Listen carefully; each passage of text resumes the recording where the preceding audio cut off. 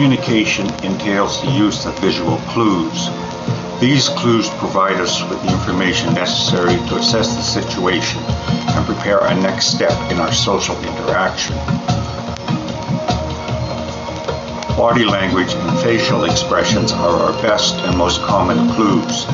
We rely upon them heavily in daily life. Without them, we have great trouble discerning what the other person is thinking or feeling.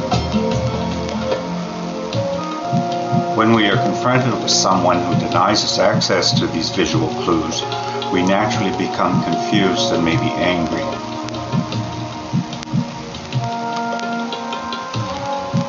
We begin to feel the other person has an unwarranted social advantage.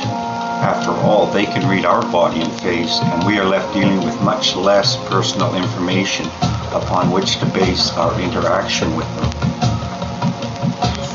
We may begin to feel the social contract of equality is being violated. As more and more traditionally attired Muslim women enter Western society, problems are bound to arise as a result of this perceived assault on the social contract. The easiest way to attack this veiled threat is as a legal issue in the electoral process, when partly masked Muslim women attempt to vote. Voting is the rock foundation of any democracy. The right to fairness at that basic voting level cannot be challenged. So it is there that Western society has decided to confront the veiled threat. The burqa of traditional Muslims is an outer garment worn for the purpose of cloaking the entire body. It is worn over the usual daily clothing and removed when the woman returns to the asylum of the household. Muslims believe that the Quran requires both men and women to dress and behave modestly in public. However, the burqa itself is not specifically mentioned in the Quran. Though this masking practice seems threatening and alien to non-Muslims, it's not all that foreign to our social history. For centuries, we in the West have tolerated clowns and cosmetics without a major problem, and both of those uses of disguise can be highly disturbing at times. Not all clowns are fun or funny. Not all made-up faces are beautiful. A quick look backwards of 400 years at our own fashion history discovers veiled women to be commonplace in European culture.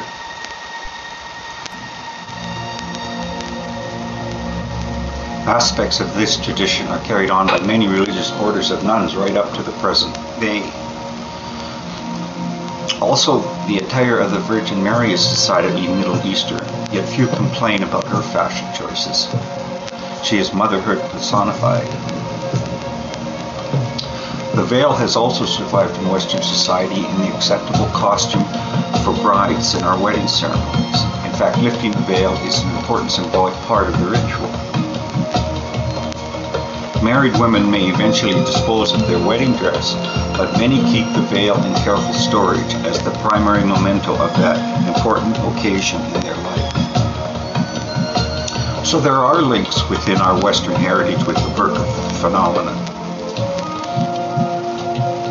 And of course, we should never forget that we all wear invisible masks in our social interactions. We are never totally naked. Psychology calls these social masks our persona, the role we're playing at the moment. There's the politician, the priest, the poet, the painter, and multiple others, all the way to the zia of the zealot, so present in every controversy. Allowing Muslim women the burqa is the proper option in a secular and democratic society. Some Muslim women or their daughters will no doubt eventually conclude meeting people face to face is preferable. If the West has indeed created a society worth joining, there is little need to doubt the outcome. If we haven't, perhaps veiling oneself against it will prove to be the sensible thing to have done.